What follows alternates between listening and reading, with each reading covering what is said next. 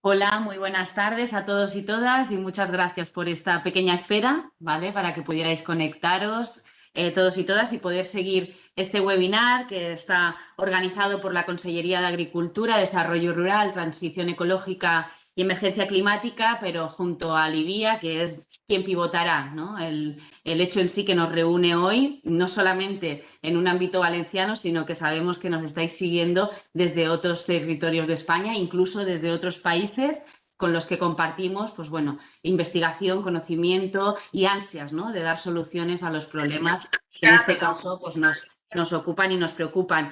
Gracias por acudir a este webinar, que lo hemos centrado en las nuevas estrategias frente a la enfermedad Winlow-Bean, más conocida como HLB, uno de los causantes de los mayores desastres en la citricultura mundial. Estamos viendo precisamente esos efectos, ¿no?, que produce una amenaza para nosotros cierta en el territorio valenciano por la evidencia del mal que hace, cómo existe y cómo cuando impacta en un territorio es devastador y arrasa, y por tanto, aunque estamos, pues bueno, en este momento en una situación que no vivimos su virulencia, no podemos pensar que estamos a salvo de que en un momento dado podamos tener este gran problema en la citricultura valenciana. Y es por eso que desde el IBIA, entendiendo su función social, su función de investigación, su función de adelantarse a los acontecimientos, poniendo todas las herramientas de la ciencia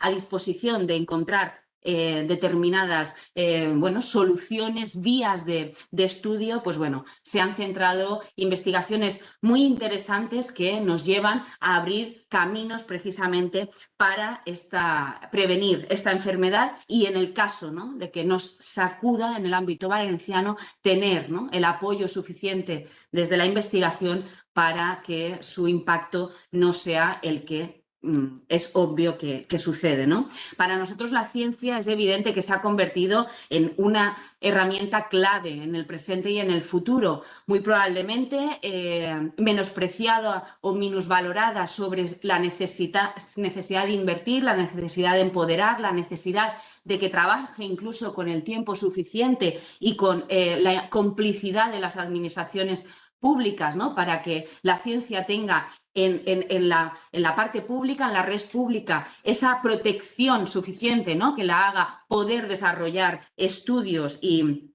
soluciones. Es cierto, ¿no?, que en un contexto de COVID, el año COVID que llevamos, donde la ciencia ha adquirido ese protagonismo indiscutible, no solamente para decirnos qué estaba pasando, no solamente qué tipo de impactos podíamos sufrir, sino incluso de encontrar unos mecanismos de protección de nuestra salud con estas vacunas.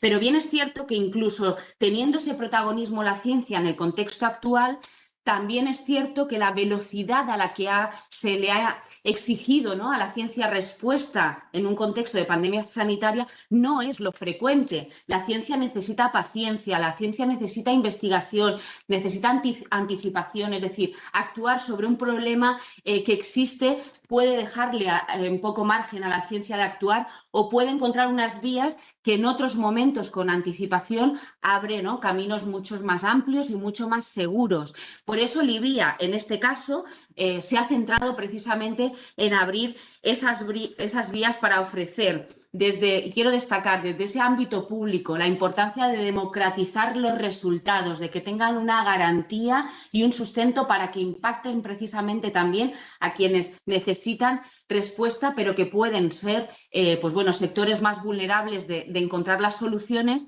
y que una entidad pública se la ofrezca, claramente es una democratización del conocimiento. Aquí en la Comunidad Valenciana incluso se ha llegado a analizar, en este caso por el Comité de Gestión de Cítricos, el impacto que pudiera tener el HLB en nuestro sector. No deja de ser un sector claramente estratégico en un ámbito social, en un ámbito cultural, en un ámbito económico, por supuesto, que impacta no solamente en nuestra gran superficie citrícola, que es uno de nuestros grandes también sumideros de CO2, de nuestro paisaje, de nuestras culturas, pero que, ya digo, no deja de desarrollar una economía vinculada en cifras económicas, en rentabilidad, en comercio, en distribución, pero en personas que trabajan día a día, los agricultores y agricultoras, que trabajan en el manipulado, que trabajan en la recolección, que trabajan en muchos ámbitos. Estamos hablando de miles y miles de personas, calculando 200.000 empleos directos de manipulado, confección, enviado, comercialización y otros 143.000 en recolección. Todo eso con cada uno de los agricultores que durante tantísimos años ha hecho un esfuerzo para situar a la citricultura valenciana como uno de los grandes elementos económicos a nivel territorial valenciano, pero también a nivel español y europeo. Pues bien, el HLB para nosotros es una amenaza, como decía, cierta. Es decir, existe e impacta de manera feroz, ¿no? De manera virulenta. Y bien es cierto que hemos tenido, ¿no?, otros episodios en los años 60 y 70 donde hemos vivido lo dramático que es cuando un virus, una enfermedad impacta sobre nuestra superficie, sobre nuestros cultivos. Por eso para nosotros no es descabellado pensar que pudiera pasarnos, ¿no? Y por eso necesitamos las respuestas. Hemos trabajado en 3 líneas, ¿no? Yo no seré quien profundice en ellas, en realidad los expertos son los que hoy tienen el protagonismo, yo soy simplemente la consellera, la moderadora o la que va a iniciar este webinar. Pero bueno, 3 han sido las vías de trabajo que creemos que son las 3 fundamentales y que dibujan una estrategia conjunta, es decir, no renunciamos a ninguno de los elementos porque creemos que cada uno de ellos puede abrirnos un camino. Estamos hablando de estrategias sostenibles, respetuosas con el medio ambiente, de protección de nuestra citricultura, pero que tengan, ¿no?, el elemento del control biológico, del material vegetal tolerante a la enfermedad o de las sustancias volátiles, precisamente, que no tengan un impacto negativo con el medio ambiente, porque en definitiva también las estrategias que hoy tiene que diseñar la ciencia o estudiar también tienen que tener ese componente de sostenibilidad, de impacto, ¿no?, nulo al medio ambiente, teniendo en cuenta las amenazas que ya tenemos sobre el mismo. Sobre el primero de los pilares, que sería el control biológico, se inició a través de los insectos vectores del HLB, que disponemos a día de hoy de herramientas eficaces y probadas contra la trioza.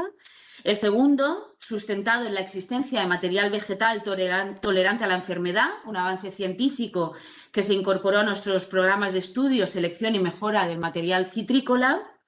Y el tercer elemento, ¿no?, que estaríamos hablando de ese sustracto, ¿no?, que podría ser en un momento dado una sustancia volátil que pudiéramos echar, ¿no?, en nuestros cultivos y protegerlos al mismo tiempo para que este material vegetal tenga, ¿no?, cierta inmunidad, genere inmunidad por sí misma. Esos 3 pilares es lo que hoy vamos a explicarles y les agradecemos de nuevo que estén con nosotros esta tarde, pero son los pilares de futuro para nosotros para la citricultura valenciana. Son el trabajo de muchos años, de muchos profesionales, en un centro de investigación que tengo que decir que ha sufrido en muchos momentos y no tan lejanos, momentos críticos, donde no se ha respetado, no se ha puesto en valor el enorme trabajo y profesionalidad que tenían, donde se han visto lógicamente azotados por decisiones inadecuadas, que han dañado también la investigación, que han dañado el tiempo pudiendo dedicarle precisamente a esta investigación, con lo cual quiero acabar mi intervención agradeciéndoselo a todos y cada uno de los miembros del IBIA, que muchas veces en silencio, porque a veces pues la ciencia también a veces necesita mucho silencio, ¿verdad?, para trabajar, han estado ahí y sin lugar a dudas, sin ellos y sin ellas, la citricultura valenciana en vez de futuro tendría amenazas, ¿no?, con lo cual nosotros creemos y apostamos porque tenga futuro. La nuestra, y sin lugar a dudas, también saben ustedes que los conocimientos del IBIA están abiertos a todas las amenazas del mundo para que todas tengan oportunidades de futuro. Así que muchísimas gracias y bueno, ya les dejo con los ponentes de esta tarde.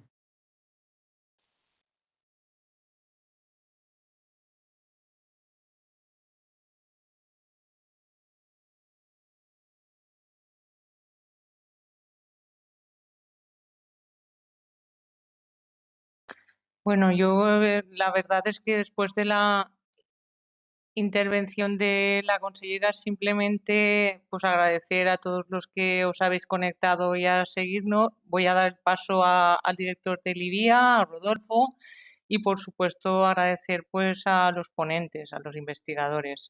No quiero ocupar más tiempo, yo creo que lo importante es lo que viene a partir de ahora. Gracias, consellera, por estar hoy con nosotros. Yo, por mi parte, como director, quiero agradecer desde luego a nuestra consellera y a nuestra directora general por estar aquí en este evento que, bueno, en cierto modo es el primero de nuestro nuevo plan de comunicación del IBIA, porque queremos que el sector sepa realmente lo que hacemos, que sepa que el IBIA está detrás de ellos y detrás del IBIA, por supuesto, la consellería. ¿Vale? Entonces, este es el primer evento. Creo que además es un evento con bastante más que sobrada entidad como para estrenar este nuevo programa de comunicación. Yo voy a ser extremadamente breve. Vamos a ver, somos muchos aquí y somos gente de muy distintos sitios. A mí eso me encanta, ver a todos por una sencilla razón. Y es porque los únicos sitios donde más o menos han podido controlar de momento la amenaza del HLB han sido aquellos donde todo el sector ha estado unido detrás de las herramientas que han tenido para controlarlo.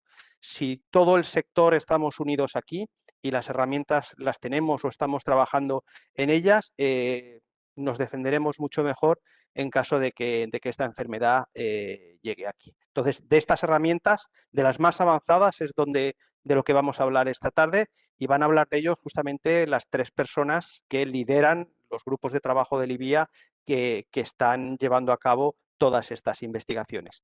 Por ello, sin más, yo voy a pasar ya a presentar a los ponentes y va a comenzar a hablar Alberto Urbaneja, que es el coordinador del Centro de Protección Vegetal y Biotecnología. Recordarles que en el canal de YouTube pueden ver un chat, ahí pueden hacer las preguntas que quieran y al final pues haremos un pequeño coloquio y seleccionaremos las que consideremos más interesantes o más variadas, ¿no? en relación a lo que se hable. Alberto, cuando tú quieras, adelante. Gracias, Rodolfo. Gracias, consellera, y gracias, directora general. A mí me toca hoy hablar un poco de... ¿No se me oye?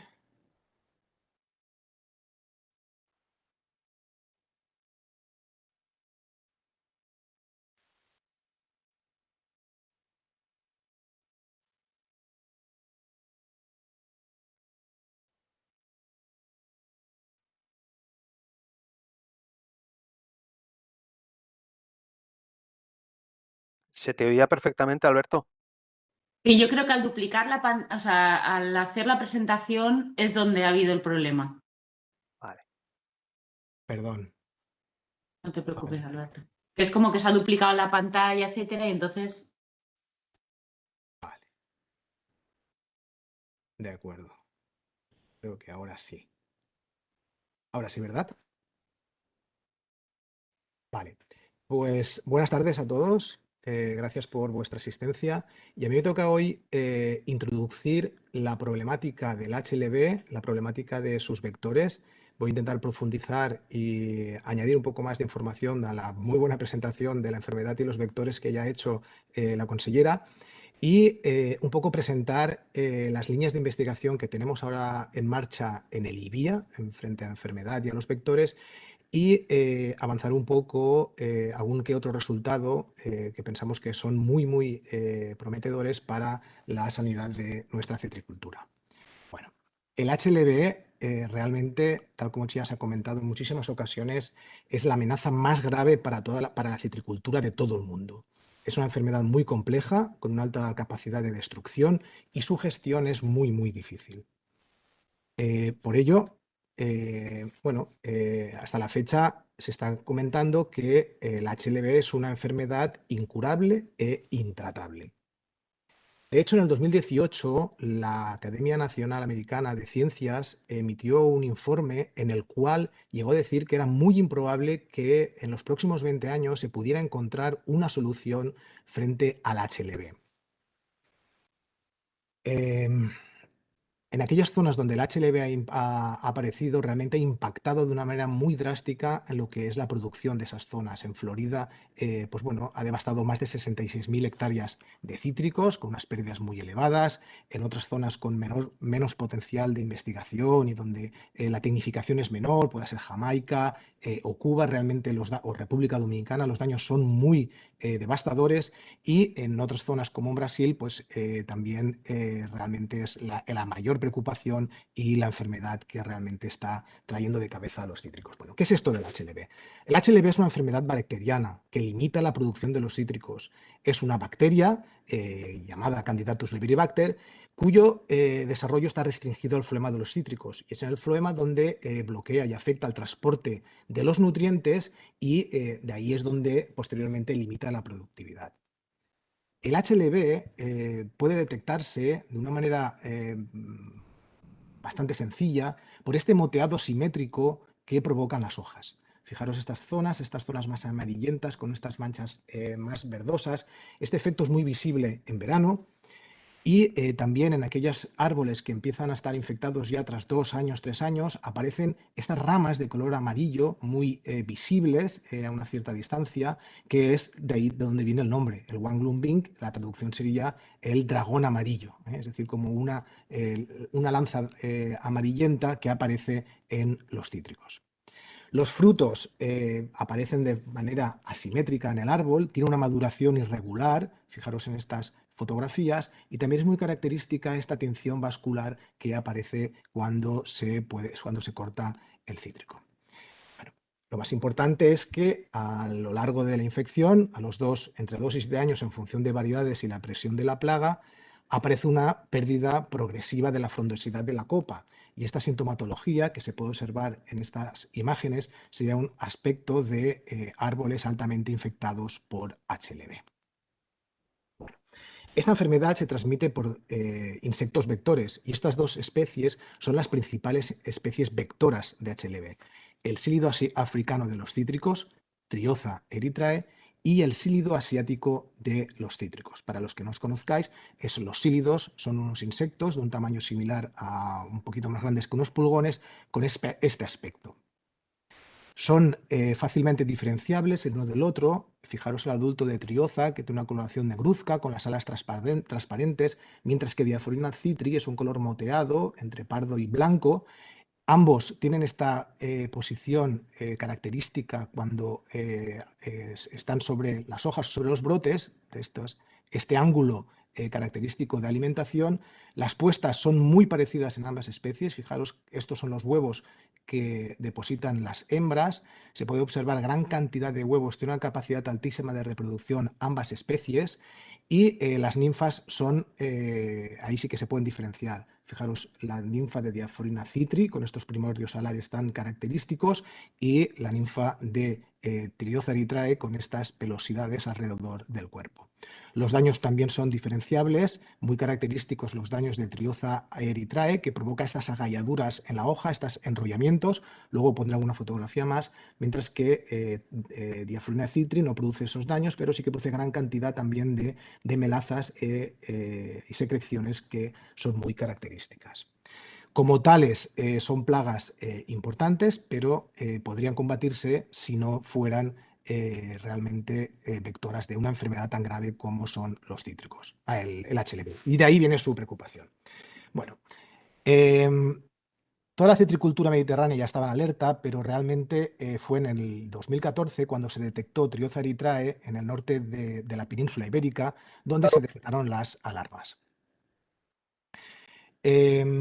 Bueno, pongo estas fotografías para concienciar a la audiencia de cuáles son los síntomas de Trioza erythrae. Os comentaba estas agalladuras, estos abombamientos sobre las hojas.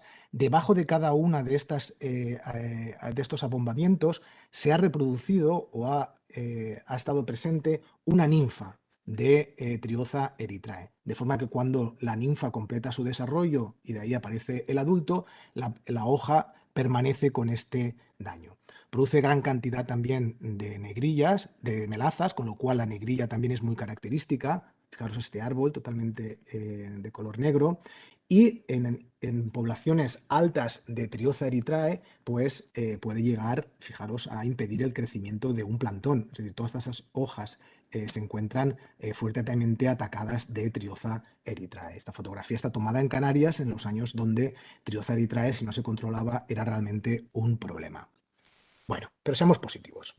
Tanto la enfermedad como los dos principales vectores no están presentes en la citricultura mediterránea. Esto es muy importante, porque la posible detección en nuestros cítricos de HLB podría suponer un desastre de magnitudes inimaginables. Y esto sí que es muy, muy importante.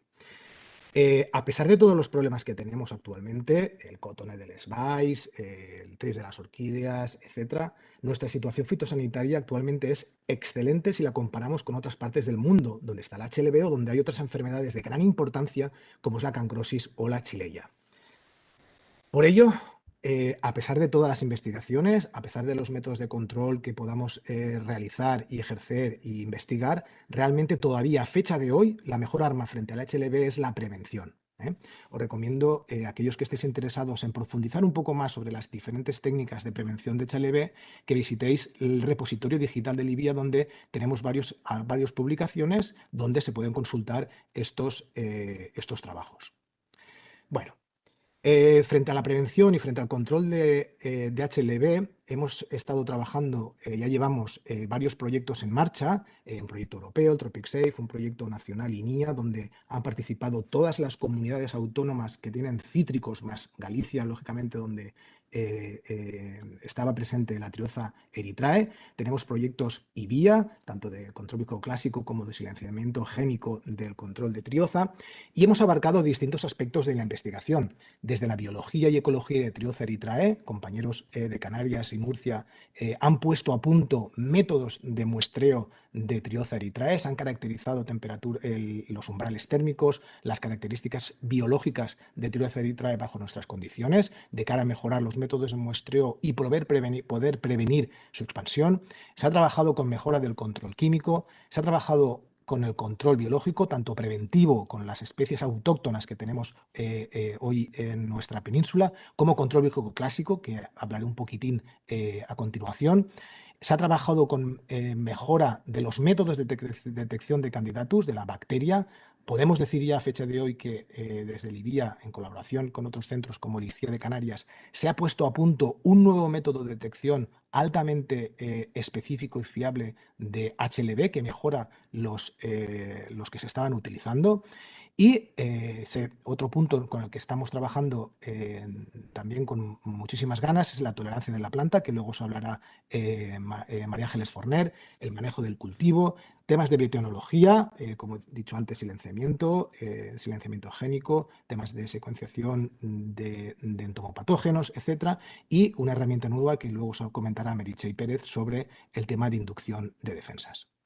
Simplemente como introductorio, porque quizás este sea el resultado más espectacular que tenemos hasta la fecha, desde Livia pusimos en marcha un programa de control biológico clásico de Trioza erythrae, liderado por nuestro colega Alejandro Tena. Alejandro fue a Sudáfrica, prospectó distintas zonas citrícolas de Sudáfrica, llevamos a cabo estudios de especificidad, llevamos a cabo todos los permisos, los estudios necesarios para la obtención de los permisos para poder introducir con todas las garantías sanitarias un parasitoide desde Sudáfrica a nuestras latitudes, y seleccionamos Tamarixia dri, un parasitoide altamente específico, tal como muestran los estudios, y este parasitoide lo introdujimos en el ICIA, en colaboración con el Instituto Canario de Investigaciones Agrarias. Pues bien, este parasitoide se liberó de forma experimental en primavera del 2018 en la isla de Tenerife. Esta fotografía corresponde a uno de los momentos de suelta, y en tan solo un año la instalación ha sido espectacular.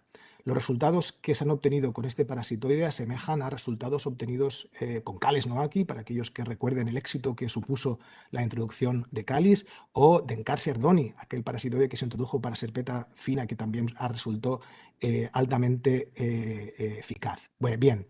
Actualmente, los cítricos en las Islas Canarias se desarrollan sin daños de sílido. De hecho, es difícil encontrar poblaciones de Trioza erythrae. gracias al control ejercido por la introducción de Tamarixia dri. De hecho, era muy común prospectar en campo y localizar los síntomas de lo que eran las ninfas de Trioza erythrae, como podéis ver aquí, con el opérculo de salida o el meconio característico que deja el adulto en los campos de cítricos. Fijaros esta fotografía, todos han estado parasitados por Tamarixia dri. En un paso más allá, tras la eficacia tan alta demostrada en Tenerife, se obtuvieron los permisos del Ministerio de Agricultura para liberar en Galicia. Pues se liberaron en zonas también, en puntos experimentales, se nos concedieron tres zonas experimentales para liberación y en colaboración nuevamente con el ICIA y con el Servicio de Sanidad Vegetal de Galicia, se liberó en otoño de 2019 y se reforzó en primavera del 2020. Igualmente voy poniendo algunos de los trabajos que se pueden consultar en el repositorio digital. Luego, como la presentación estará en el canal VA, podéis chequearlo con más calma. Bueno, pues actualmente, en el 2020, los muestreos que se realizaron, Alejandro se desplazó nuevamente a Galicia y pudimos demostrar que Tamarixia dri se ha desplazado a más de 30 kilómetros desde los puntos de suelta y está alcanzando niveles de parasitismo cercanos al 75% en dichas zonas. Es decir, tiene muy buena pinta. El clima en Galicia no es lo que es en Canarias, pero estamos muy esperanzados en que estos niveles tan altos de parasitismo puedan llegar a regular las poblaciones de Tamarixia dri. También en colaboración con el gobierno portugués se han realizado sueltas en Portugal de Tamarixia dri. Se han realizado tanto en el Portugal continental, que es, digamos, el que más nos preocupa de cara a cortar el paso hacia el sur de nuestra península, donde hay cítricos, se han liberado, también se ha establecido, se ha liberado también en Madeira y en la actualidad, en esta primavera, se van a empezar las sueltas y se están reforzando desde otras zonas del norte peninsular, donde se ha detectado trioza, como puede ser Asturias, Cantabria y el País Vasco. Por tanto, el éxito de Tamarixia dri en la actualidad pues, es muy bueno y vamos a ver ahora, cuando mejore el tiempo, si podemos confirmar los resultados en Galicia, que ojalá sean iguales que los obtenidos en Canarias, perdón. Bueno, sin embargo, a pesar del éxito de la liberación de Tamarixia dri, tal como comentaba nuestra consellera, la amenaza del HLB continúa. Diaforina citri, que realmente es mucho más agresiva que Trioza erythrae, es decir, el seguido asiático, su capacidad de reproducción es altísima, mucho más que Trioza, como digo, y realmente cada vez se encuentra más cerca. Esto realmente es una preocupación muy grande. Hasta hace poco el continente africano estaba en la zona sur, estaba prácticamente libre. En 2020 se localizó en Nigeria, Etiopía, Kenia. Esto es un gran problema. Esto es una amenaza porque, como muchos de vosotros sabéis, si se va desplazando hacia el sur del continente africano, muchas de nuestras plagas desafortunadamente nos han aparecido desde Sudáfrica.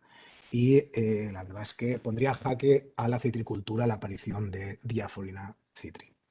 Además, bueno, desafortunadamente el riesgo de introducciones clandestinas o accidentales por gente que desconoce la enfermedad existen, es decir, es posible que por accidente, pensemos bien, se pueda introducir material infectado, con lo cual, pues, aunque no tengamos el vector, podría suponer también un riesgo. Por todo ello, Libia ha potenciado recientemente sus líneas de investigación dirigidas ya concretamente al control de la enfermedad. Y por ello hoy os vamos a presentar algunas de estas líneas, en particular dos: la búsqueda de resistencias del material vegetal, cuya presentación la va a realizar María Ángeles Forner, y el aumento del sistema inmune de la planta, cuya presentación la va a realizar Meritxell Pérez. Bueno, esperemos que con estas investigaciones y con otras de otros colegas que están trabajando igual con muchísimas esperanzas para combatir el HLB, pues que en un momento podamos decir que se trataba de una enfermedad incurable e intratable. Ojalá. Y con ello, pues doy por terminada mi comunicación. Gracias por vuestra atención y paso el turno de palabra a María Ángeles Forner. Gracias, Alberto.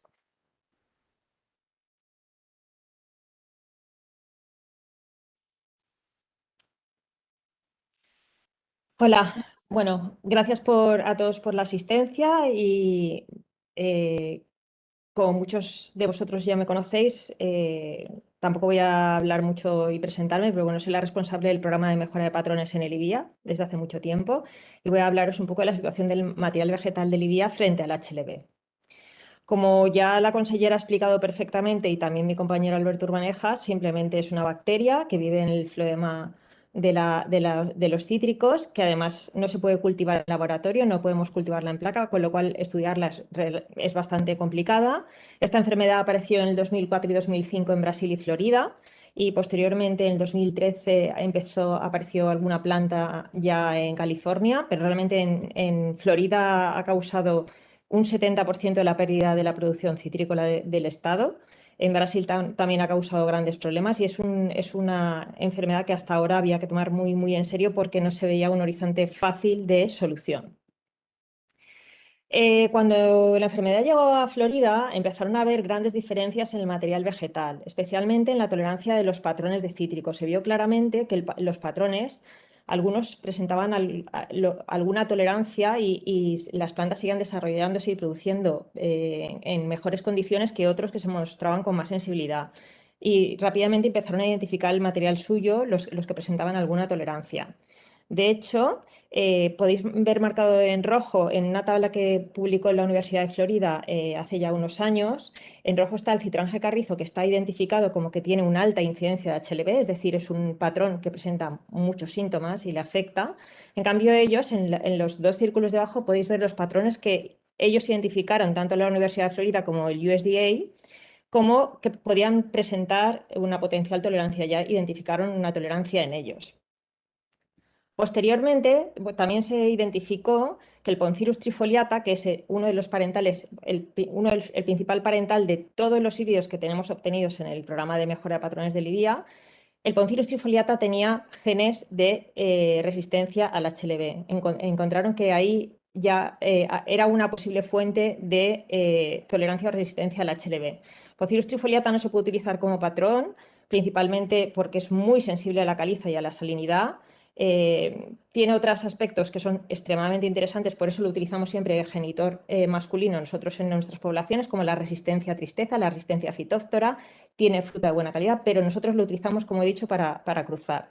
Y entonces, lo que sí que han estado haciendo en Florida es utilizar en el programa de variedades, como ellos lo primero que identificaron, la primera fuente de material de genes de resistencia que identificaron era el Poncirus trifoliata y empezaron a hacer cruzamientos. De hecho, ya tienen una variedad que van a sacar que se llama el US Sun Dragon, que tiene un 16avo de Poncirus trifoliata dentro de lo que es la variedad, intentando, como os he dicho, encontrar material vegetal con algo de tolerancia o resistencia.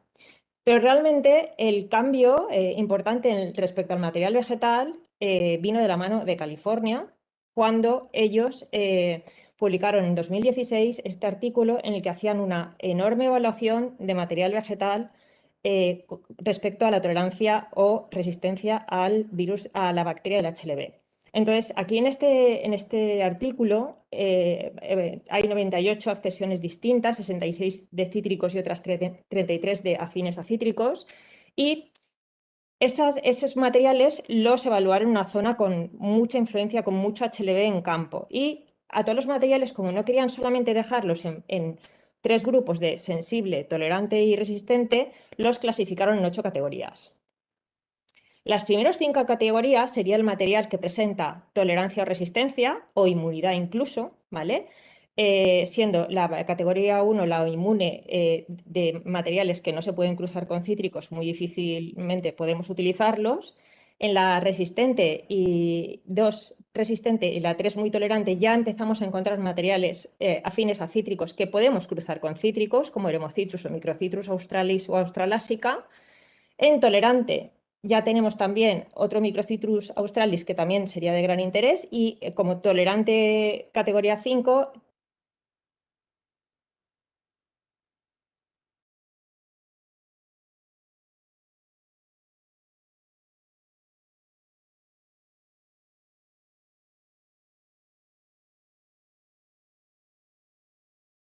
A ver, creo que ha habido un problema técnico. ¿Vosotros sois a María Ángeles? no. Bueno, No, yo tampoco.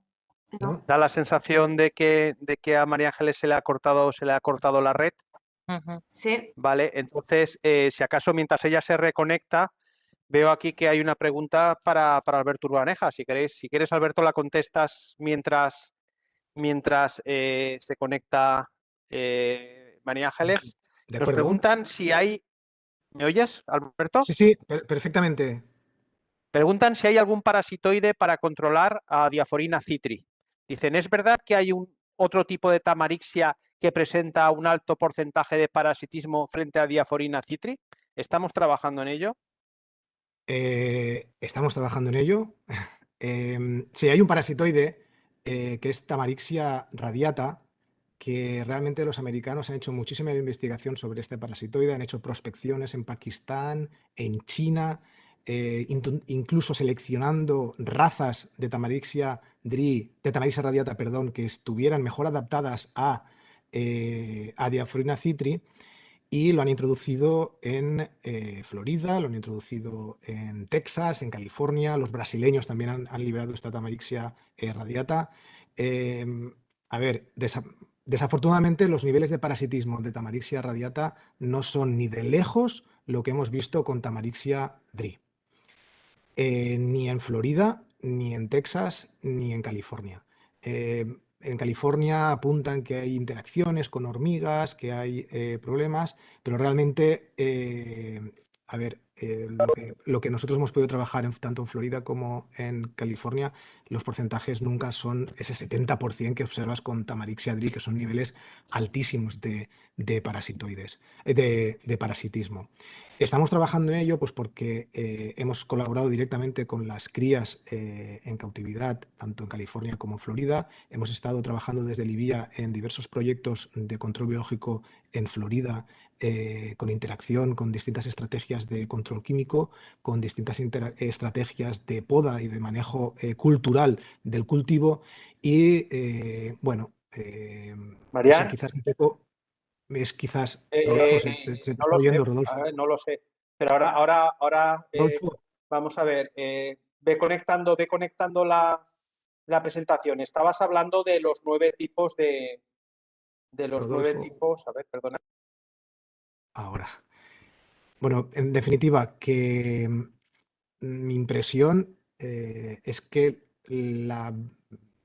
digamos, la agresividad tan alta que tiene Diaforina citri no da tiempo a Tamarixia radiata a alcanzarle. La verdad es que es muy agresiva en climas cálidos. California parece ser que la cosa podría ir mejor, pero realmente todavía hay mucho por desarrollar. Si la pregunta es si un parasitoide podría regular Diaforina citri como lo está haciendo con Trioza erythrae, por ahora la respuesta es no, es bastante complicado. Es bastante complicado. Disculpar, porque no sé por qué se me ha ido la conexión. Disculpar, voy a seguir hablando del artículo de California. No sé muy bien por dónde me he quedado, pero voy a empezar con esta publicación que salió en el 2016, en el que estudiaban la tolerancia o sensibilidad o resistencia de los distintos cítricos de distintas accesiones de cítricos. Ellos evaluaron 98, 66 pertenecían a los cítricos y otros 33 afines a cítricos, y las clasificaron en 8 categorías. Principalmente para no dejarse nada en medio, no querían clasificarlo como resistente, como tolerante o como sensible, querían coger todas las posibles rangos que hubieran para poder identificar todas las características del material vegetal. Las 5 primeras categorías eran inmunes, resistentes o tolerantes, ¿vale? Y ahí podemos ver que la categoría 1 pues son materiales que nosotros no podemos utilizar porque no se pueden cruzar con cítricos. En la categoría 2 resistente ya tenemos Eremocitrus, que sí que es una afina cítricos que podemos cruzar, que podemos utilizar. En la 3, que es muy tolerante, ya tenemos Microcitrus australis y Microcitrus australasica. En la 4 también tenemos Microcitrus australis, que también lo podemos cruzar. Y en la 5 tenemos ya el Poncirus trifoliata y el X639. Importante señalar que lo que se considera como sensible o extremadamente sensible, la 6, la 7 y la 8, ahí vamos a encontrar todos los mandarinos, todas las naranjas y todos los limones que tenemos. Solamente también señalar que entre las 98 accesiones pues también existen muchos de los patrones que nosotros utilizamos en España. Por ejemplo, aquí tenemos el Citrus macrophylla, que está en la categoría 6 de sensible, tenemos el limón volcameriana, el swingle cintrumelo y también tenemos el naranja amargo, y todos ellos están en 6, 7, 8 como muy sensibles. Pero de este artículo lo más importante es que se identificó resistencia o tolerancia en la familia de las orianteidídeas y que eremocitros y microcitros mostraron resistencia o tolerancia al HLB, con lo cual esa resistencia o tolerancia nosotros la podemos aprovechar realizando híbridos. Otra cosa muy significativa que se publicó en junio pasado es que se apareció una noticia de que la Universidad de California había encontrado un péptido antimicrobiano en Microcitrus australasica y que eso podía ser una solución, era una posible cura del HLB. Voy a explicar un segundito lo que es un péptido para quien no lo sepa, pero un péptido es una cadena de aminoácidos pequeña que tiene propiedades antibacterianas y antifúngicas, que pertenece al sistema inmune de la planta y ha pertenecido siempre con la evolución de las plantas, ha estado ahí, pertenece a la inmunidad que presentan las plantas de forma natural, se sintetizan a nivel de los ribosomas y tienen dos formas de actuar. Esto es importante. Una directa, que puede actuar matando directamente a la bacteria. Otra indirecta, que es modulando el sistema de defensa de la planta, activando el sistema de defensa de la planta. Normalmente son súper específicos, es decir, muy específicos para el objetivo que tienen, y además una cosa muy buena es que son sostenibles, son ecológicos y no producen residuos porque se degradan en aminoácidos. Entonces son productos además que nosotros, si podemos aprovechar, serían de gran interés. Hay bases de datos que ya tienen 2.900 aminoácidos, hay péptidos AMPs que se pueden utilizar en diferentes cosas. Es un campo de investigación realmente muy interesante. De hecho, en noviembre apareció otra noticia, otro péptido. Este no venía de cítricos. Esta es una empresa que se dedica a la utilización de péptidos y había probado durante 4 años en 50 parcelas de Florida con más de 10 variedades distintas. Había probado un péptido que ellos tienen para ver la capacidad que tenía frente al HLB. Identificaron que las plantas realmente, el sistema defensivo y el sistema de defensas de la planta se activaba, las plantas se recuperaban, volvían a producir y volvían a desarrollarse en condiciones. Y ese ya estaba anunciada la venta del péptido, ya está, el lanzamiento ya está anunciado para el año que viene. Pero bueno, realmente el cambio ha venido con la publicación del péptido que había identificado la Universidad de California. Lo identificó Hailin Jin, que es el primer artículo que ha publicado en Cítricos, pertenece a la Universidad de California con grandes grupos de investigación de allí, pero lo que ella estudió es en los cítricos que había identificado la Universidad de California como tolerantes, y buscó por qué podían ser tolerantes. Y entonces encontró un péptido antimicrobiano, una AMP, muy estable, que lo llamó SAMP, por la estabilidad que tenía. Y de todos los materiales tolerantes, identificó cuál de esos materiales el SAMP era más eficiente, el que tenía mayor efecto antibacteriano, y entonces eligió el del Microcitrus australasica. Y entonces, bueno, cogió lo primero que hizo ella es coger planta que estaba muy infectada de HLB, que se le había infectado por injerto y que tenía serios síntomas, y entonces le aplicó el SAM inyectando el SAM en la planta, y entonces primero lo vio en macrofila, vio como en un primer momento las plantas a los pocos meses se recuperaron y esos síntomas desaparecieron, y cuando analizó el contenido en bacteria que tenían los brotes de esas plantas, se dio cuenta que los controles, el contenido en bacteria era muy alto, pero era casi no se podía ni identificar en el caso de las plantas que se habían tratado con el MASAMP, con el péptido antimicrobiano. También esto lo hizo con naranjo dulce y también vio lo mismo, que los síntomas desaparecían a los meses y que realmente las plantas se recuperaban. Y también vio exactamente, al medir el contenido en bacteria, vio que los niveles de bacteria a los pocos meses también eran prácticamente muy bajos. También lo volvió a hacer con un limonero para comprobar que no era solamente un material vegetal el que tenía esta capacidad. Es decir, realmente lo que hacía MASAM reducía significativamente el contenido en bacteria, y realmente ella ya había identificado que tenía un efecto bactericida. Pero además de eso, ella quería saber la capacidad que podía tener, la capacidad de protección que podía tener el péptido antimicrobiano. Entonces cogió planta y la trató con Masamp. En un primer momento la planta la infectó con ácido y con diaforina, de manera que las plantas unas se infectaban y otras no se infectaban.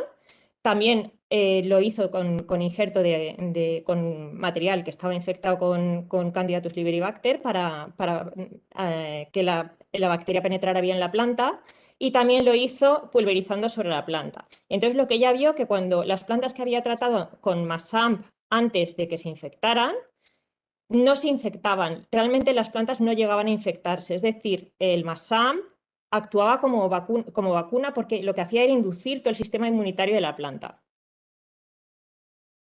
Hablando ya de lo que nosotros hacemos y lo que tenemos aquí, simplemente comentaros que tenemos un programa de patrones en los que evaluamos muchísimo, tenemos muchísimas colecciones de patrones híbridos que evaluamos para todas las condiciones que tenemos actualmente en Valencia, ya sea de tristeza, fitóftora, nematodos, salinidad, clorosis férrica, etcétera, etcétera. De ellos tenemos 26 patrones registrados y 5 comerciales, pero hemos ido obteniendo gran número de poblaciones nuevas de microcitrus. Solamente comentaros que de los patrones de Libia, principalmente la utilización de los mismos ha aumentado mucho la rentabilidad de las plantaciones, y el Fornella KD5, uno de los patrones que hemos sacado aquí, es actualmente el patrón más vendido. De hecho, no hay plantas en los viveros este año este año ya ha sido el despegue del patrón, porque realmente mucha gente se ha quedado sin poder plantar. Es un patrón que es adaptado perfectamente a nuestras condiciones y mejora de manera significativa a los patrones que se utilizan, y damos las gracias al sector por el apoyo que estamos teniendo respecto a los patrones. Pero bueno, ¿qué vamos a hacer nosotros respecto al HLB? Nosotros vamos a hacer varias cosas. Por un lado, de todas nuestras poblaciones, vamos a identificar las que tienen SAM, las que tienen péptido antimicrobiano capaz de controlar el HLB, y vamos a cuantificarlo. Vamos a identificar los distintos SAM, vamos a cuantificarlos, ya sea en nuestras poblaciones de híbridos de microcitrus, en las especies, en todo. Y además vamos a secuenciarlos y evaluar la capacidad antimicrobiana de esos SAM, porque hasta ahora se ha identificado que la del microcitrus tiene mucha capacidad antimicrobiana, pero probablemente nosotros vamos a tener SAMs que pueden tener incluso mayor capacidad antimicrobiana. También vamos a valorar las principales rutas de mecanismos de defensa de las plantas. Es decir, hemos visto que los AMPs, además de la capacidad antimicrobiana, tienen también la capacidad de activar el sistema de defensa de la planta. Entonces, en colaboración con mi compañera Meritxell Pérez, vamos a empezar en todo ese material vegetal a seleccionar aquellos que se activan más los mecanismos de defensa de la planta, de manera que esos estarán mucho más protegidos que los otros. Cuando llegó la tristeza tuvimos que arrancar todas las plantaciones. Es verdad que llegaron patrones tolerantes, pero morían las plantaciones y entonces era cuando te tocaba plantar. Y nosotros creemos que nosotros no nos podemos permitir el lujo ahora de eso. Entonces vamos a empezar un plan de protección de las plantaciones adultas, haciendo muchas pruebas con los péptidos que nosotros identifiquemos, ya sean pruebas como injerto, como patrón, como adherencia intermedia, utilizando los materiales que nosotros encontremos, SAM y sobre todo mucha cantidad de SAM. También haremos injertos recíprocos para ver si realmente la producción de SAM en la planta es mayor en la copa o en la raíz, y la distribución sobre todo que pueda tener el péptido en las diferentes combinaciones de material vegetal. También probaremos injertos en copa o injertos de aproximación, de manera que nosotros podamos también darle un aporte extra si fuera necesario a esas plantaciones adultas, con el objetivo de que estén protegidas. Y por supuesto, vamos a seguir haciendo lo que sabemos hacer mejor. Vamos a hacer redes de parcelas que se realizarán con patrones tolerantes o con potencial tolerancia al HLB que nosotros seleccionemos, que nos permitirán tener el material perfectamente evaluado en un gran número de condiciones, y le daremos una seguridad al sector de poder tener material bien evaluado y en las condiciones que ellos necesiten, con un gran número de información. También haremos nuevas poblaciones, lógicamente, seguiremos haciendo cruces con toda la información que vayamos teniendo, de manera que vamos a generar también mucho más material vegetal que podrá ser de gran interés en un futuro. y gracias. Gracias, María Ángeles. Y entonces vamos a pasar ahora a que Meritxell Pérez, que es investigadora del Centro de Protección Vegetal y Biotecnología de IBIA, nos hable también de vamos a ver, de la estimulación de defensas como una vía también para luchar contra la llegada del HLB a nuestra citricultura. Meritxell, cuando tú quieras.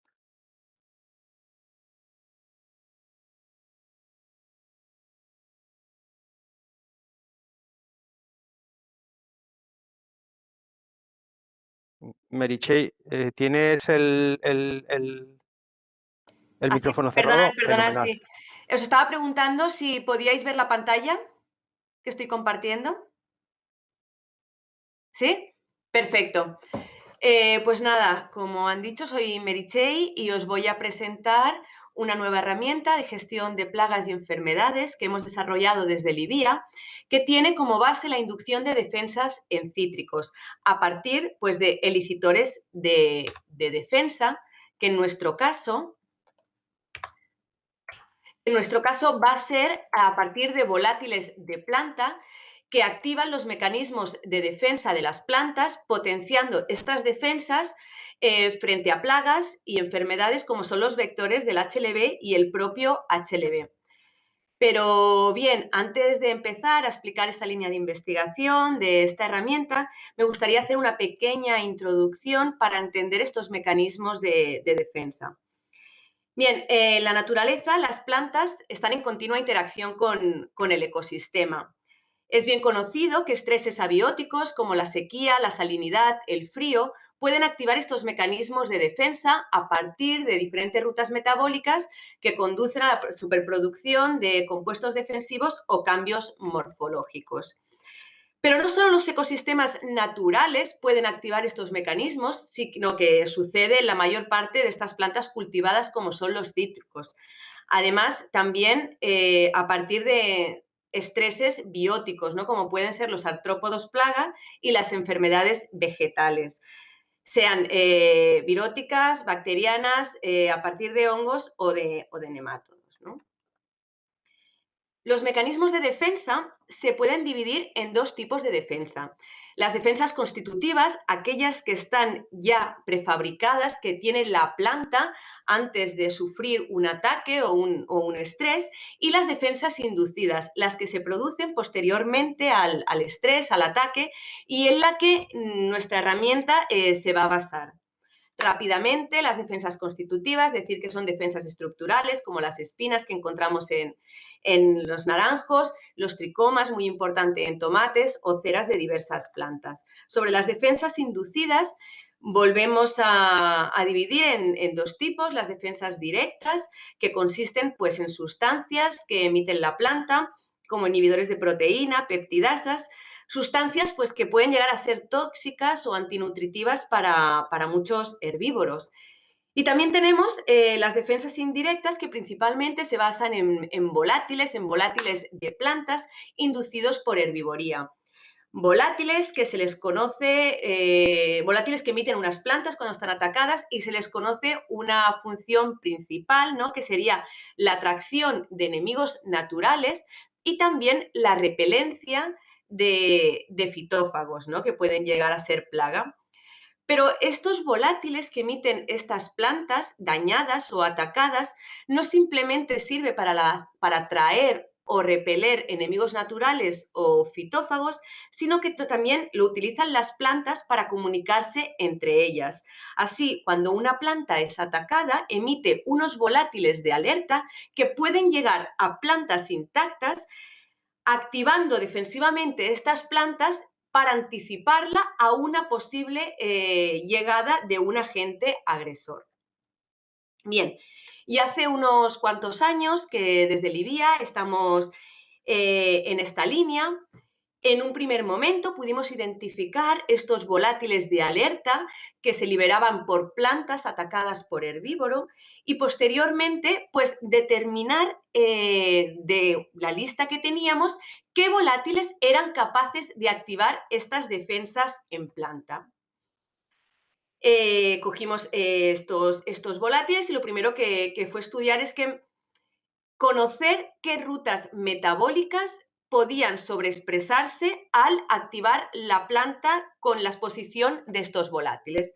Bien, era muy sencillo, lo que hacíamos era poner estos volátiles a concentraciones muy pequeñitas, concentraciones parecidas a las que emite la propia planta dañada, poner estas sustancias sintéticas cerca de la planta y al cabo de X horas medir diferentes marcadores de las rutas metabólicas, ¿no? Como podéis ver, aquí tenemos un estudio de un marcador de la ruta del ácido salicílico, ruta muy importante en las defensas de las plantas, al igual que otro marcador del ácido jasmónico.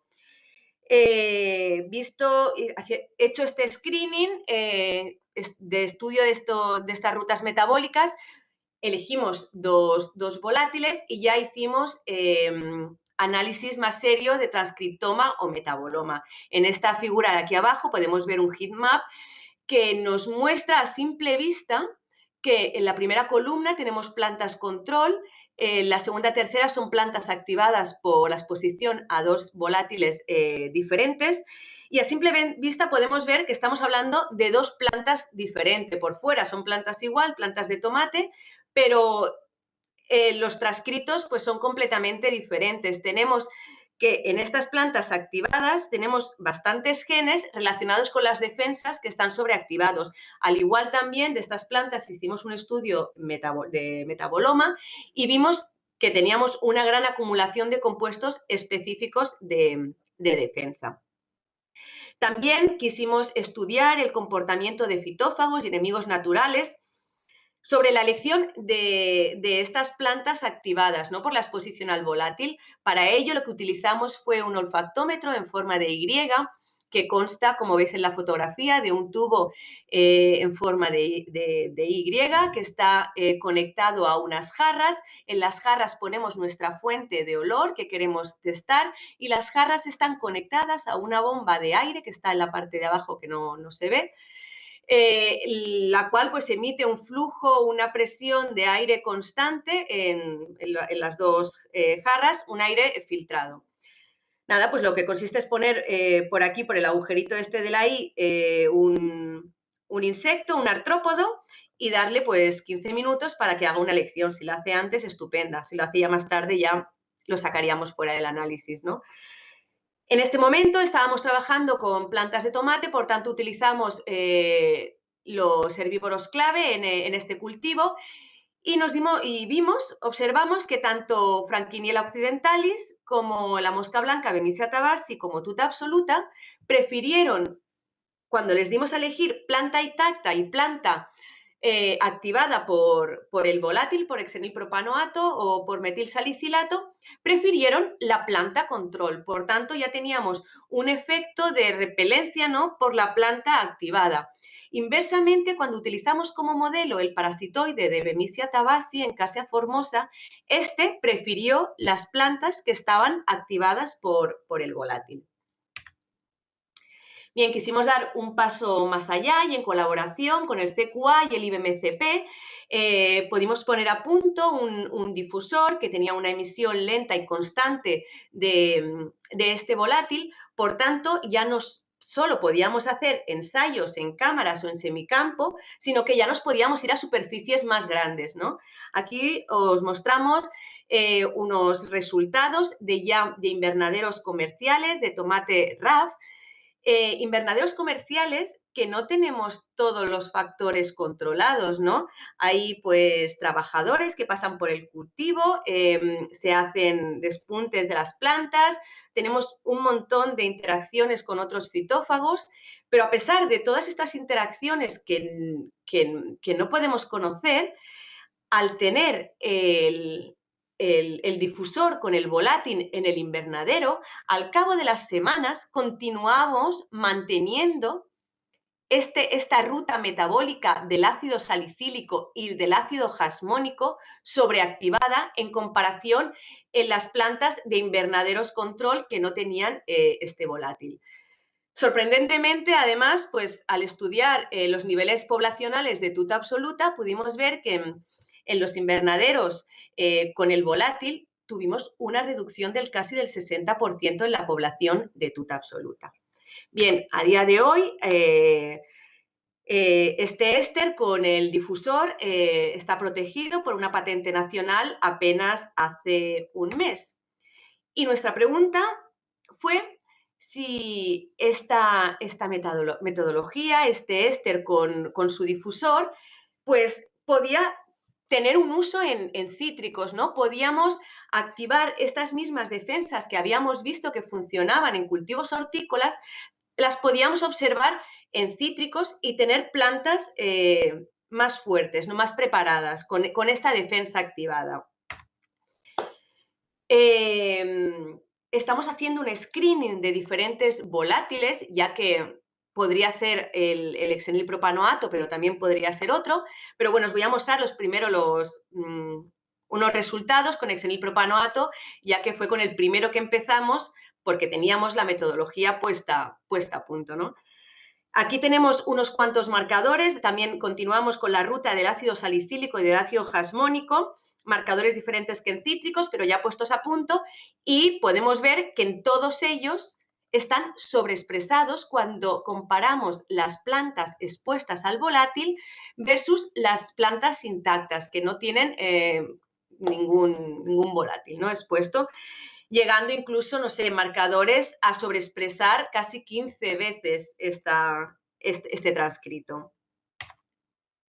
Pues bien, esto es importante remarcarlo aquí porque todas estas dos rutas metabólicas que encontramos sobreexpresadas a la exposición a este volátil son las mismas rutas metabólicas que el equipo de Jailin de la Universidad de California muestra en aquellas plantas que está sobreexpresado SAM, el péptido que nos ha hablado María Ángeles, ¿no? Tendríamos tanto la ruta del salicílico como la del jasmónico. Pero si cabe aún más interesante, hace 6 días se publicó recientemente este trabajo de un equipo de investigadores chinos, los cuales pues han hecho unas plantas de naranja transgénicas, que son transgénicas porque ofrecen una sobreexpresión de una enzima del metiltransferasa que está dentro de la ruta metabólica del ácido salicílico, reforzando esta hipótesis, ¿no?, de que es esta ruta la que da una resistencia al HLB, ¿no? Ruta que, vuelvo a recordar, que nosotros también sobreexpresamos a la exposición al volátil. Bien, como conclusión de estos dos trabajos con el nuestro, se podría decir que estas rutas metabólicas podrían estar relacionadas, por tanto, con las defensas frente a la enfermedad, como es el HLB, ¿no? Pero tanto estos dos grupos como nosotros, pues aún nos quedan muchos desafíos, ¿no? Tenemos 3 buenas herramientas, pero queda mucho campo por delante. En un primer momento, pues sería conocer el efecto de esta activación en distintas combinaciones, patrón, variedad. Cada grupo tiene sus modelos y su material vegetal. Tendríamos que ver hasta dónde podemos llegar con esto. También debemos de conocer todos la duración de la activación, saber si es permanente o no, conocer los trade-offs o los efectos metabólicos de estas plantas a mantener esta respuesta activada en el tiempo. Yo me atrevería a decir, ya que tenemos resultados previos, sobre todo en cultivos hortícolas, que no existen estos efectos metabólicos en el cultivo. Además, hay bastantes trabajos en ecología en los que exponen que las plantas cultivadas son plantas con muchos recursos, tienen todos los recursos que necesitan. Por tanto, pueden derivar parte de su energía a mantener estas defensas activas sin mermar la producción de estas plantas, ¿no? También, bueno, pues conocer la aplicabilidad a gran escala, qué pasaría en campo, y también estudiar los efectos sobre diversas plagas y enfermedades en cítricos, porque el HLB es muy importante y sus vectores, pero no nos podemos olvidar también de otras plagas y enfermedades que tenemos. Ahora, nada, me gustaría mostrar unos resultados preliminares que tenemos en cítrico, una línea muy nueva, ya que sobre todo teníamos este modelo puesto a punto en cultivos hortícolas. Pero bien, ya en el verano del 2019 nos fuimos a la Universidad de Florida con el volátil y el difusor. Los pusimos, quisimos, bueno, valorar, en ese momento valorábamos solo el vector Diaforina citri y pusimos estos difusores en un campo de naranjas valencianas, donde, pues bueno, hicimos un recuento del número de brotes receptivos que tenían estos árboles. No vimos diferencias entre los árboles que han estado activados o no, pero sí que encontramos las diferencias en la puesta de huevos de diaforina entre los brotes controles y los brotes activados por la exposición al volátil hexenilpropanoato. Bueno, pues esta apuesta fue tan importante como decir que encontramos casi un 70% de reducción, no casi un 70%, ¿no? Además, también con el uso del olfactómetro que tenían ahí en la Universidad de Florida, pues quisimos estudiar también el comportamiento tanto del vector de diaforina como de su parasitoide, de Tamarixia radiata. Diaforina, como veis, prefería el aire puro, o la jarra con aire puro en vez del HP. Inversamente, el parasitoide prefirió ir a la jarra que tenía estos niveles emitidos a muy baja concentración del hexenilpropanoato. Estas últimas semanas estamos ya poniendo todo este sistema en cítricos ya en el IBIA y ya tenemos los primeros resultados con parasitoides autóctonos. Aquí podemos ver el comportamiento de Aphytis melinus, un parasitoide del piojo rojo, el cual pues muestra una preferencia total por el patrón tanto amargo como carrizo, activado con el hexenilpropanoato. También lo estamos trabajando esta semana con F5, pero aún no tenemos la totalidad de todos los individuos que han de pasar para acabar en un resultado claro, ¿no?, y concluyente, por eso no lo he puesto en esta diapositiva, pero bueno, más o menos sigue la misma tendencia, ¿no? También patrones activados con el hexenilpropanoato atraen, en este caso, a Aphytis melinus, pero también a Anagyrus vladimiri, el parasitoide dels cotonets de Planococcus citri, ¿no? También lo hemos visto en amargo y en carrizo y esta semana también se está evaluando en F5, en el patrón de F5. También estamos haciendo bioensayos para estudiar el desarrollo de diferentes fitófagos, plaga sobre diferentes patrones y aquí, curiosamente, pues vimos que en carrizo, al cabo de infestar con hembras de araña roja, vimos una reducción de la puesta aquí y curiosamente, bueno, no es tan curiosamente, no encontramos estas diferencias cuando utilizamos el patrón amargo.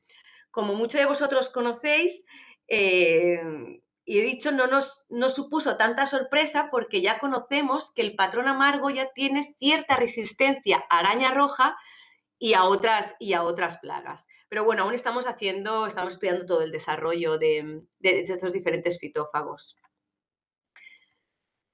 Pues nada, ya para acabar, ya me gustaría decir que dentro de nuestras posibilidades continuamos con esta línea en marcha y lo que estamos haciendo, queremos acabar de hacer pues más puntos, ¿no?, es trabajar sobre el efecto sobre plagas y enemigos naturales, tanto en laboratorio como en semicampo, conocer el efecto de esta activación sobre enfermedades, sobre el HLB, sobre la bacteria.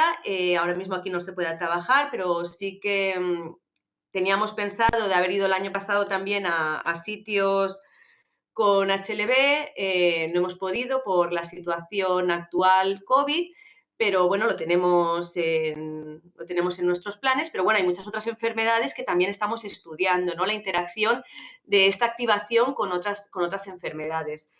También queremos hacer un estudio metabolómico y transcriptómico como el que tenemos hecho en tomate, verlo en diferentes patrones de aquí que tenemos en el IBIA. Y, como no, bueno, llevar esto a ensayos en condiciones de campo, ¿no? Para ver si tenemos estos resultados tan maravillosos en campo, ¿no? Y podemos integrar esta herramienta como un protocolo de gestión de plagas actuales. Ya simplemente la última diapositiva como mensaje final que me gustaría que quedara claro es que el uso de volátiles como inductores de mecanismos de defensa de las plantas podría ser una nueva herramienta en el manejo de plagas y enfermedades de cítrico, ya que el HP, el hexenilpropanoato, activa las mismas rutas de defensa que hasta la fecha se han mostrado como capaces de limitar la infección por HLV. Y, por tanto, esta nueva técnica de gestión basada en el uso de volátiles emerge como una herramienta en la gestión del HLV. Y con todo esto, pues, muchas gracias por vuestra atención. Gracias, Alberto, Marian, Meritxell, por hablarnos de estas 3 herramientas que tenemos para luchar y controlar el HLV. Y vamos a pasar ahora ya si nuestra audiencia quiere hacer alguna pregunta, pues vamos a pasar ahora a este turno de preguntas. Veo que hay una medio contestada también en el chat, pero que vamos a comentarla, que es que para Alberto Urbaneja, nuestros amigos de Abasaja nos preguntan si hay constancia de presencia de Diaforina citri en Mozambique y si podría pasar a Sudáfrica y tener consecuencias en España en el caso de que hubiera una importación no controlada. Nuestro amigo Benjamín Faulí dice que por los datos que conocemos sí hay constancia, aunque libre de bacteria, ¿vale? Pero coméntanos tú, Alberto, si quieres algo al respecto. Y mientras tanto, pues háganos las preguntas que quieran. Vale, poco más puedo añadir de lo que comenta Benjamín Faulí, tan solo que sí, en el 2020 se ha reportado tanto en Etiopía, Kenia, Tanzania y Nigeria. Esto es lo que el informe que apareció, creo que en enero, disculpad si me equivoco en las fechas, en enero del 2021 por EFSA, citaba como que habían aparecido. Lo que sí que puedo decir y confirmar que lógicamente es un riesgo que pase y que vaya expandiéndose. En Sudáfrica, bueno, potencialmente podría haber riesgo de introducción, pero vamos, tal como se distribuye hacia el sur, puede reproducirse hacia el oeste, del oeste hacia arriba. Es decir, Diaforina citri realmente es quizás mayor amenaza que tenemos para que entre HLV en nuestras condiciones climáticas. Es un gran riesgo. Y de manera particular y opinión personal, he trabajado con Diaforina citri y realmente es de las plagas más agresivas con las que me he encontrado trabajando. Cantidad de huevos que pones son enormes, una capacidad de reproducción altísima, de dispersión, realmente es una grave amenaza y, por supuesto, otra vez concienciar a la audiencia del riesgo de introducción de plantitas, del riesgo de transporte y tener en cuenta que la prevención, como he dicho antes, es ahora mismo la mejor herramienta que tenemos del resto de líneas que podamos trabajar. Gracias, Alberto. ¿Alguno de ustedes tiene alguna pregunta más? No se corten, ¿eh? Estamos aquí para informar.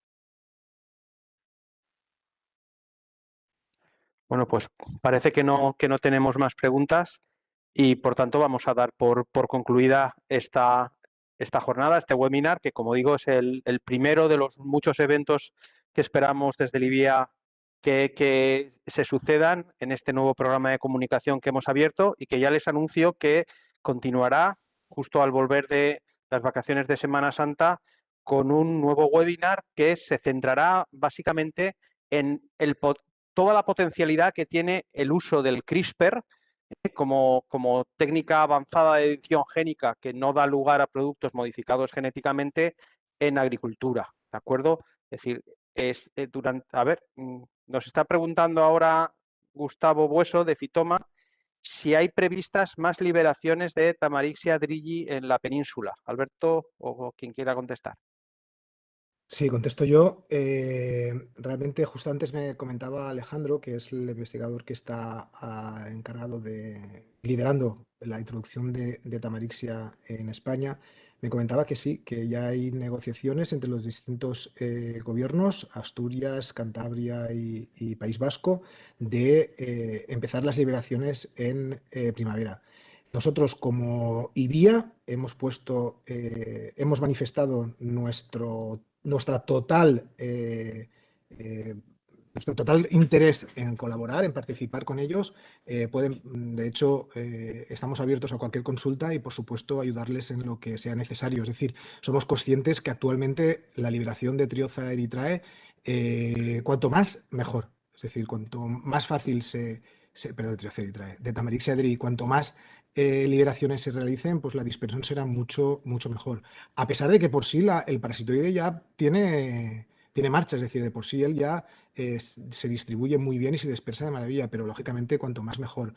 El ministerio tiene una cría en cautividad en Maceda, en Orense, y bueno, están colaborando con Traxa, creo, hay una producción de este parasitoide en masa, por tanto, si hay acuerdo entre las comunidades, porque eso es tema de ellos, realmente el interés es máximo liberar. Y a lo que a nosotros nos interesa también, lógicamente en Portugal y en Madeira, pues la intención es también liberar. Muy bien, muchas gracias, Alberto. Creo que no hay más preguntas y entonces vamos a concluir aquí este webinar y nada, os esperamos veros a todos en el próximo que haremos sobre el CRISPR en agricultura. Buenas tardes a todos y hasta la próxima. Gracias a todos. Gracias.